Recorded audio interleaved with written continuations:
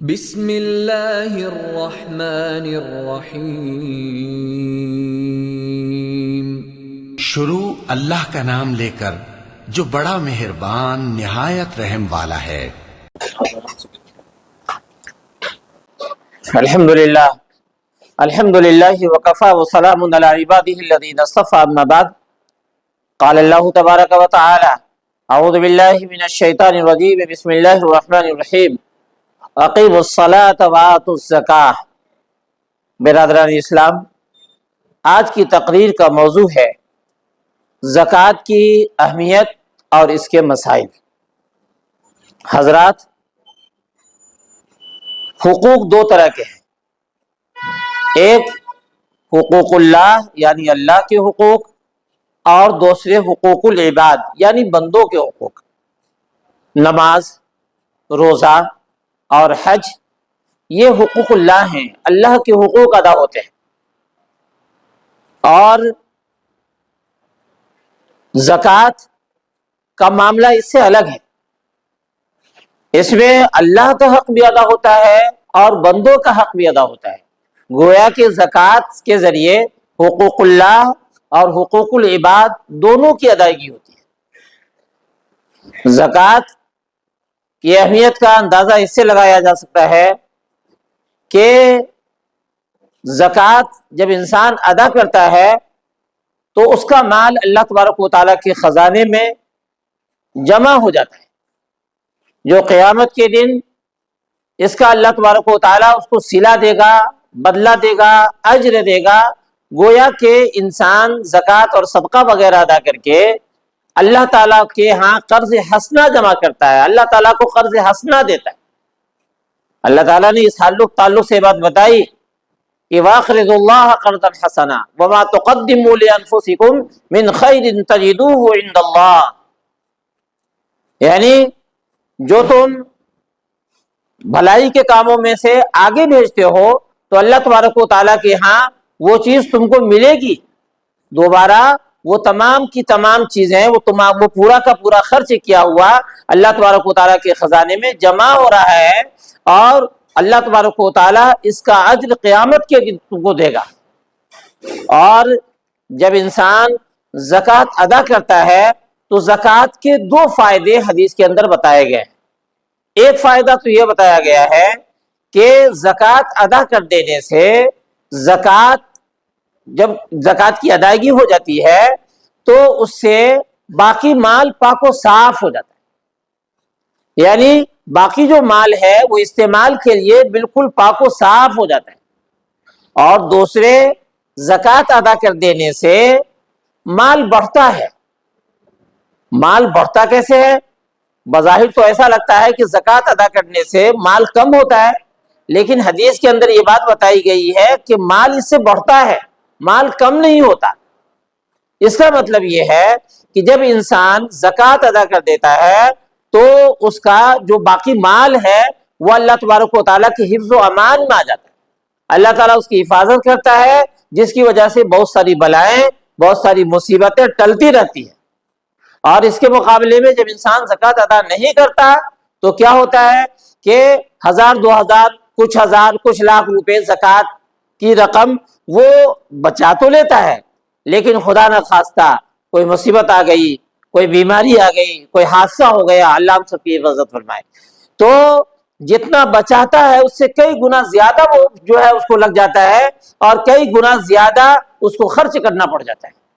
تو زکوٰۃ نہ دینے سے مال ایک طرح سے گھٹتا ہے، اور زکوٰۃ ادا کر دینے سے اللہ تبارک و تعالیٰ کے یہاں سے خیر و برکت کے فیصلے ہوتے ہیں اور مال انسان کا بڑھتا ہے۔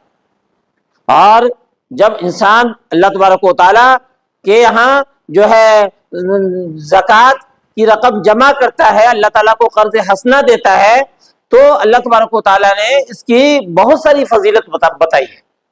جیسے مثال کے طور پہ تیسرے پارے میں ہے کہ مثل الذین ينفقون اموالهم فی سبیل اللہ کمثل حبۃ انبتت سبع سنابل فی کل سنبلۃ 100 حبۃ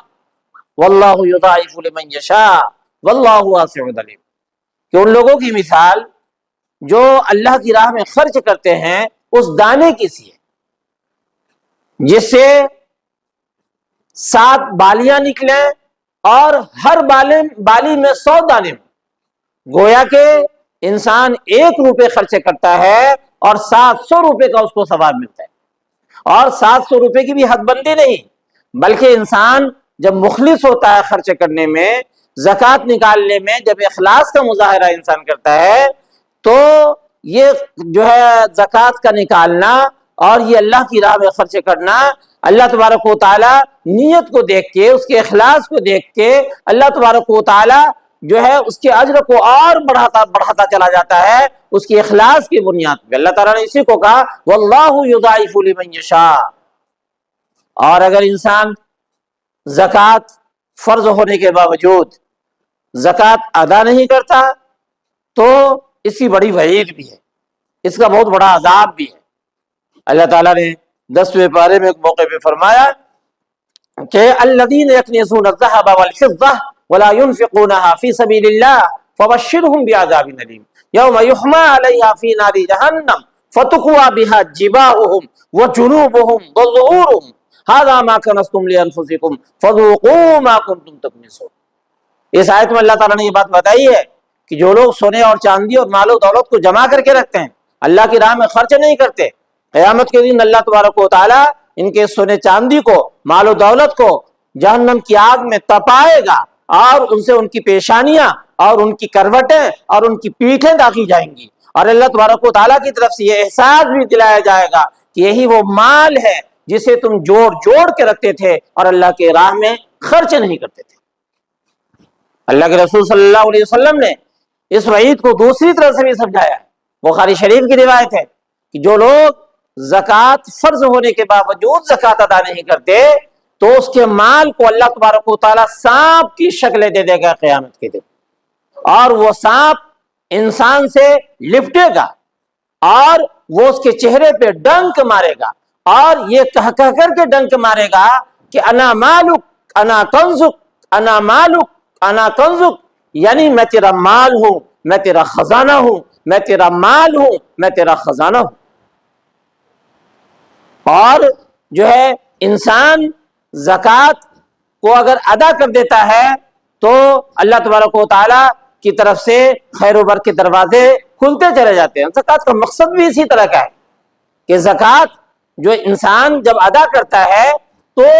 اگر بامقصد طریقے سے زکوٰۃ کو ادا کرے تو اس کے بہت سارے فائدے ہیں۔ 2 فائدے خاص طور سے حدیث کی کتابوں کے اندر آتے ہیں کہ زکوٰۃ جب انسان ادا کر دیتا ہے، زکوٰۃ کی جب ادائیگی ہو جاتی ہے تو جو ہے مال بڑھتا ہے اور دوسرے مال پاک و صاف ہو جاتا ہے، اور جو ہے اس کے ساتھ ہی زکوٰۃ کا جو مقصد ہے اس مقصد کو بھی جب انسان سامنے رکھتا ہے تو بہت ساری بہتری اللہ تبارک و تعالیٰ کی طرف سے ہوتی ہے زکوٰۃ کے حوالے سے۔ جیسے مثال کے طور پہ زکوٰۃ کا جو کنسیپٹ ہے، زکوٰۃ کا جو مقصد ہے، وہ مقصد کیا ہے؟ مقصد یہی ہے کہ مال انسان کا ایک جگہ جمع ہو کے نہ رہے، بلکہ مال جو ہے پھیلتا رہے اور خیر کے دروازے اور خوشحالی کے دروازے کھلتے چلے جائیں۔ اور جو ہے مقصد کو اگر انسان سامنے نہیں رکھتا ہے تو پھر جو ہے اس کا اتنا فائدہ نہیں ہوتا۔ مثال کے طور پہ ہم لوگ جب زکوٰۃ دیتے ہیں تو پیشہ ور لوگوں کو عام طور سے 10 روپے 20 روپے 100 روپے 200 روپے دیتے رہتے ہیں، اور دن بھر پیشہ ور لوگ آتے رہتے ہیں ہمارے گھروں پہ، اور زکوٰۃ کی رقم اسی طرح سے ہماری پوری ہو جاتی ہے۔ اس سے کیا ہو جاتا ہے؟ اس سے کیا ہوتا ہے کہ چونکہ پری پلان ہم زکوٰۃ کو نہیں نکالتے، پری پلان ہم مستحقین کو دینے کی کوشش نہیں کرتے، جس کی وجہ سے مانگنے والوں کی تعداد تو خوب بڑھتی رہتی ہے، لیکن زکوٰۃ کا جو مقصد تھا کہ جو آج لینے والا ہے زکوٰۃ، کل وہ زکوٰۃ دینے والا بن جائے، اس مقصد کو ہم نہیں پا پاتے، اس مقصد تک ہم نہیں پہنچ سکتے۔ اور یہ کب ہوگا؟ جب ہم زکوٰۃ کے مستحقین کو ڈھونڈیں گے، تلاشیں گے اور جو ہے بامقصد طریقے سے زکوٰۃ نکالیں گے۔ اس میں اس بات کو بھی ہمیں ملحوظ رکھنا چاہیے کہ زکوٰۃ ہم جن لوگوں کو دیتے ہیں، یوں تو مستحقین زکوٰۃ کی لمبی فہرست ہے، قرآن شریف میں 8 مصارف اس کے بیان کیے گئے ہیں، ان میں فقراء بھی ہیں شروع میں اور مسکین بھی ہیں، یعنی ایک تو ایسے لوگ ہوتے ہیں جن کے پاس کچھ نہیں ہوتا، ان کو بھی زکوٰۃ دی جا سکتی ہے، اور کچھ افراد اور کچھ لوگ ایسے ہوتے ہیں کہ بسا اوقات ان کے پاس گھر بھی ہوتا ہے، چھوٹا موٹا کاروبار بھی ہوتا ہے، لیکن وہ صاحب نصاب نہیں ہوتے اور ان کی ضرورت پوری نہیں ہوتی، اور وہ جو ہے زکوٰۃ کے مستحق ہوتے ہیں، زکوٰۃ لینے کی پوزیشن میں ہوتے ہیں، لیکن وہ زبان نہیں کھولتے، ان کی غیرت، ان کی حمیت ان کو زبان کھولنے سے روکتی ہے۔ اگر ہم ایسے افراد اور ایسے لوگوں کو ڈھونڈیں اور جو ہے ایسے لوگوں کو اگر زکوٰۃ کی رقم دیں تو تھوڑا سا تعاون اگر ان کا ہو جاتا ہے اور تھوڑا سا سہیوگ اور پلاننگ کے ساتھ اگر جو ہے ان کی حالت کو ہم درست کرنے کی کوشش کرتے ہیں تو سماج میں اور معاشرے میں زکوٰۃ دینے والوں کی تعداد بڑھتی ہے اور زکوٰۃ لینے والوں کی تعداد کم ہوتی چلی جاتی ہے۔ اور اس کے ساتھ ہی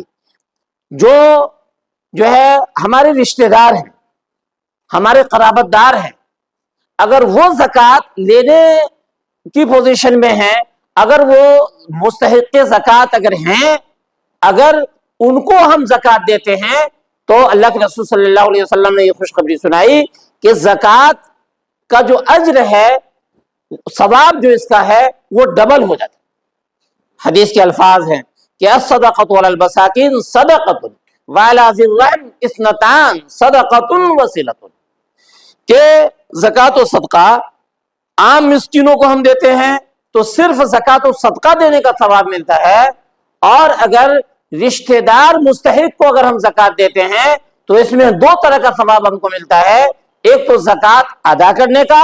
اور دوسرے رشتہ داری کا حق ادا کرنے کا۔ سوال یہ پیدا ہوتا ہے کہ زکوٰۃ کن پہ واجب ہے؟ کون ہے وہ شخص جن پہ زکوٰۃ فرض ہے اور جن کو زکوٰۃ نکالنا ضروری ہے؟ آپ کو بہت سنجیدگی کے ساتھ اس بات کو سننا چاہیے کہ ہر وہ انسان جو عاقل ہے، بالغ ہے، آزاد ہے اور اپنی بنیادی ضرورت سے زیادہ اس کے پاس اتنا مال ہے جو 52.5 تولہ چاندی کی ملکیت جو ہوتی ہے اس کے برابر اس انسان کو وہ بنا دیتا ہے، اور جو ہے اس رقم کو اور جو ہے اس مال کو سال جو ہے گزر جائے اس مال پہ تو وہ جو ہے ایسا مال اس پہ زکوٰۃ کا نکالنا ضروری ہے، اور ایسے مالدار جو ہیں وہ جو ہے صاحب نصاب ہوتے ہیں اور ان کو زکوٰۃ کا نکالنا ضروری ہوتا ہے۔ سوال ایک یہ بھی ہے کہ زکوٰۃ کتنی نکالیں، کس مال پہ نکالیں؟ موٹی موٹی اس کی کچھ شکلیں اس طرح کی ہیں، جیسے سونا ہے، چاندی ہے، مال تجارت ہے، اسی طرح سے جو ہے نقد روپے ہیں، زمین کی پیداوار ہے۔ تو اس طرح کی جو چیزیں ہیں ان پہ زکوٰۃ کا نکالنا ضروری ہوتا ہے۔ اس کا جو ضابطہ ہے وہ یہ ہے کہ اگر ہمارے پاس 7.5 تولہ سونا ہے یا 52.5 تولہ چاندی ہے تو اس پہ 2.5% زکوٰۃ ہم کو نکالنی ہوگی۔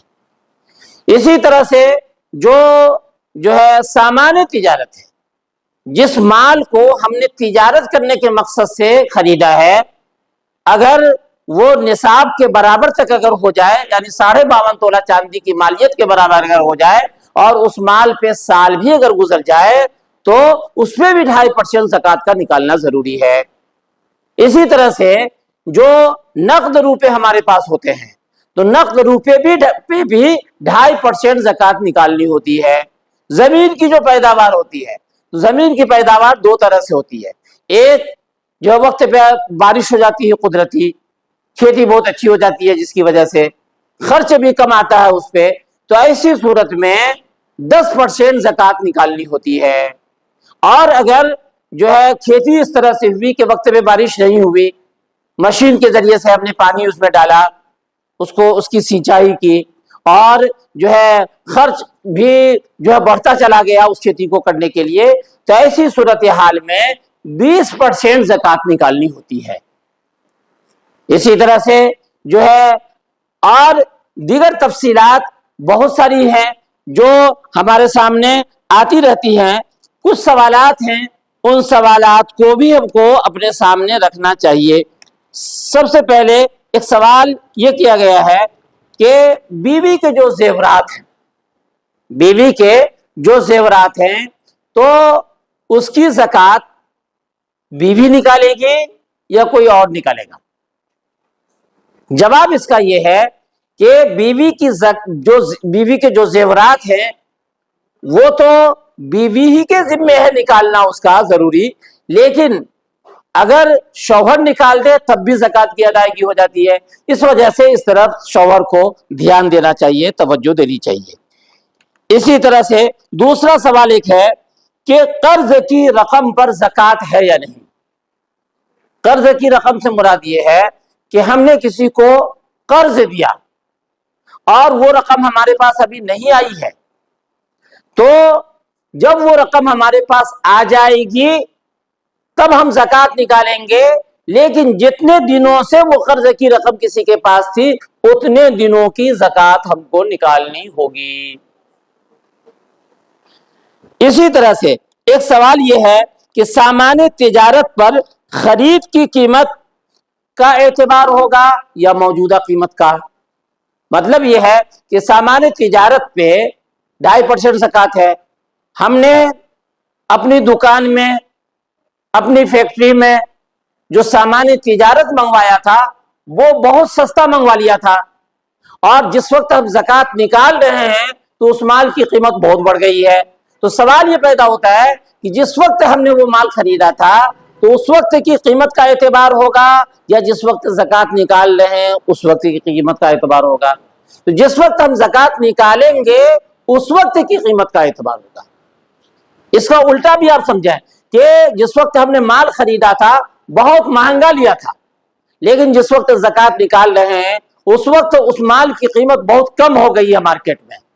تو جس وقت زکوٰۃ نکال رہے ہیں تو اسی کم قیمت کی زکوٰۃ نکلے گی. اسی طرح سے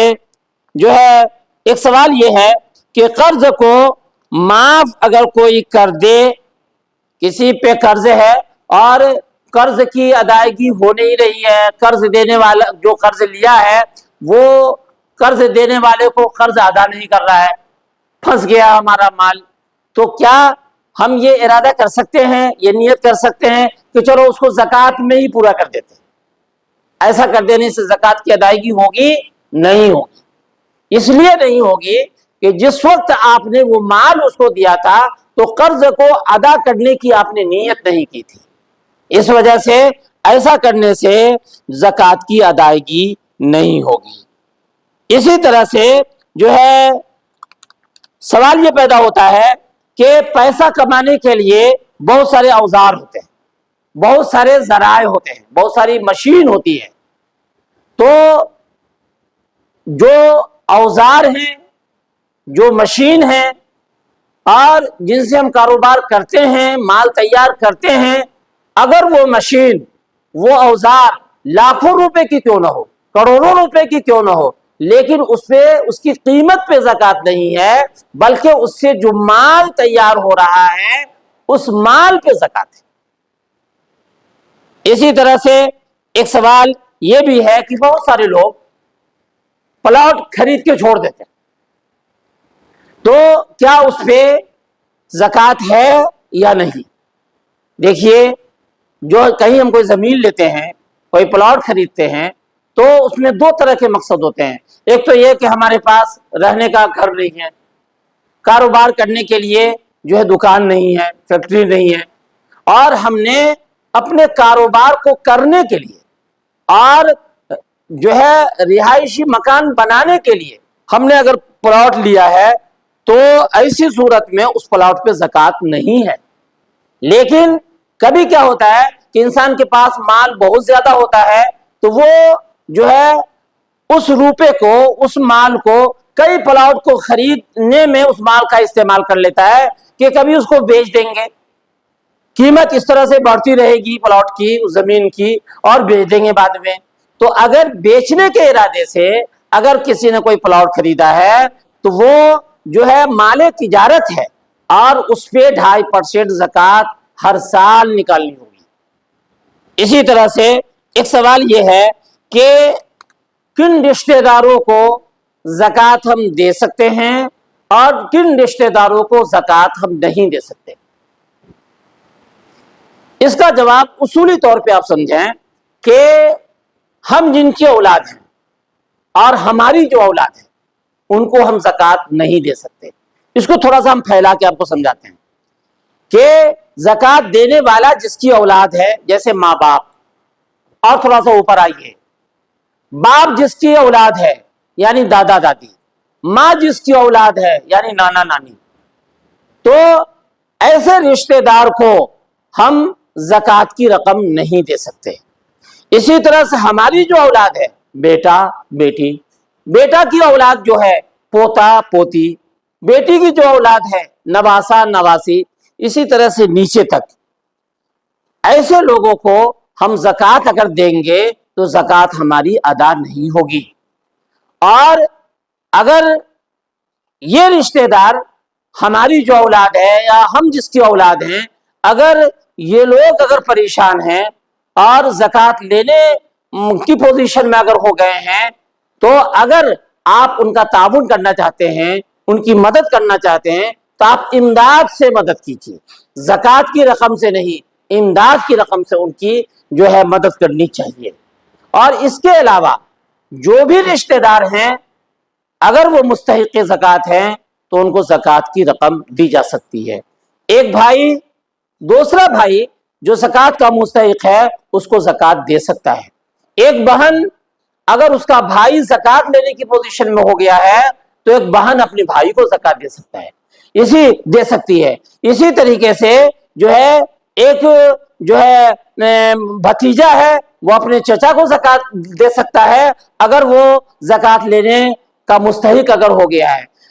خلاصہ اس کا یہ ہے کہ ہم جس کی اولاد ہیں اور ہماری جو اولاد ہے ان کو تو ہم زکوٰۃ کی رقم نہیں دے سکتے، ان کے علاوہ جتنے بھی رشتہ دار ہیں اگر وہ زکوٰۃ لینے کے مستحق اگر ہیں تو ان کو زکوٰۃ کی رقم دی جا سکتی ہے۔ اور بھی بہت ساری تفصیلات ہیں جو ہمارے سامنے آتی رہتی ہیں اور آتی رہیں گی۔ اللہ تعالیٰ سے دعا ہے کہ اللہ تبارک و تعالیٰ اس طرح کی تمام باتوں پہ غور کرتے ہوئے ہمیں زکوٰۃ کی ادائیگی کی توفیق عطا فرمائے۔ وآخر دعوانا الحمد للہ رب العالمین۔